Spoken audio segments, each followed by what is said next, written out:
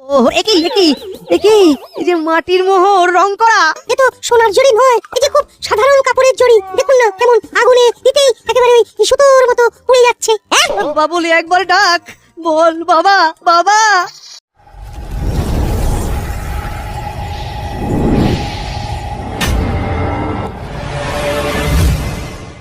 এই মন্ত্রী মশাইকে নিয়ে তো আর পারা যাচ্ছে না। খালি আমাদের মতন ছাপোষা গ্রামবাসীদের ঠকিয়ে ঠকিয়ে তো তার দিন চলেছে। মশাই নিজের সম্পত্তি মনে করে আমাদের খেতে সবজি, কারো গাছের ফল, তারপর তুমি বলো আমার দোকানের মিষ্টি সব কিছু কেড়ে নিয়ে চলে যায়।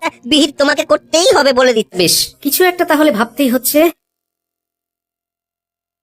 গোপাল দাদা, কিছু উপায় পেলে? তবে তোমাদের কয়েকজনকে এই কদিন আমার কথা মতো যেমন বলবো তেমন ভাবে চলতে হবে, বুঝলে? বলো। তাহলে শোনো। পুটির বাবা ঘরে আছো? ও মন্ত্রী মশাই, উনি যে বাড়ি নেই। আচ্ছা তাহলে আর কিচ্ছু নিয়ে যেতে পারলাম না, ফসকে গেল। মশাই একটু অপেক্ষা করুন, আমি ওনাকে ডেকে পাঠাচ্ছি। যে যাকে রেখে তুমি বাইরে বেরোতে পারবে। না না মন্ত্রী মশাই, ভেড়া আছে, ওই ওনাকে ডেকে আনবে। এই ধরনের মজা আমার একদম পছন্দ নয়। কে প্রমাণ দেখিয়ে দিচ্ছি। রে ভূত, এই তো, কে ডেকে নিয়ে আয়। বলিস মন্ত্রী মশাই ডাকছেন। আমায় ডেকে নিয়ে এলে? কি ব্যাপার? তোমায় তো মন্ত্রী মশাই ডাকছিলেন। বাবা বাবা, মা তোমায় ডাকছে, শিগগিরই চলো। দেন 50 মোহরই দেন। আকাশ মোহর নাও আর দাও দাও তোমার ওই ভেড়াটাকে দাও।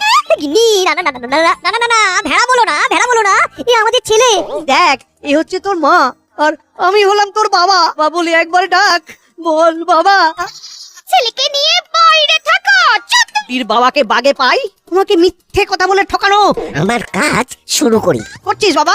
একটা গাছকে ঘিরে এরকম বেড়া দিচ্ছিস কেন? আমাকে এখানে একদম আশা করিসনি বুঝি?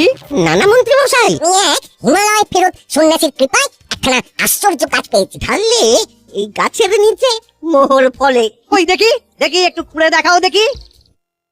এ আমি কি দেখছি ভোলা? আমি তো এই রাজ্যের মন্ত্রী। কুসুম মোহরের কমে এই গাছ ছাড়তে পারবো না। এই নে, ধর, এখন এই জমিটা আমার, আমার মোহর গাছ। পুরে মোহর বার করতে হবে। গাছের তলার মোহর, সাও মোহর পাবো হেইয়ো। ও একই একই একই, এই যে মাটির মোহর রং করা। আর ওই ভোলা বেটাকে বাগে পাই, এর মজা আমি দেখাবই। ছিলাম না বলি, শুনতে পাচ্ছ?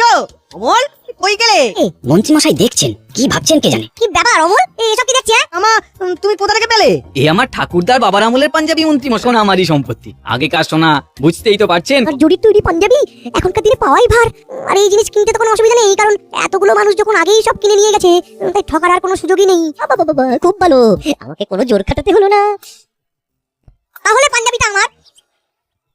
এই পাঞ্জাবি থেকে আমাকে সোনার জড়িগুলো খুলে সেগুলো গলিয়ে একখানা সোনার তাল করে দাও। এ তো সোনার জড়ি নয়, এই যে খুব সাধারণ কাপড়ের জড়ি। দেখুন না কেমন আগুনে দিতেই একেবারে ওই সুতোর মতো পুড়ে যাচ্ছে। হ্যাঁ, বুদ্ধিমান লোকের কাজ।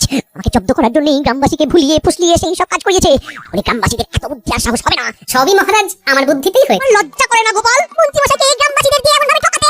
এতদিন যে আপনি নানা ভাওতা দিয়ে গরিব গ্রামবাসীর টাকা লুণ্ঠন করেছেন, তাদের নিঃস্ব করে দিয়েছেন, তাদেরকে নানা অছিলায় ঠকিয়েছেন,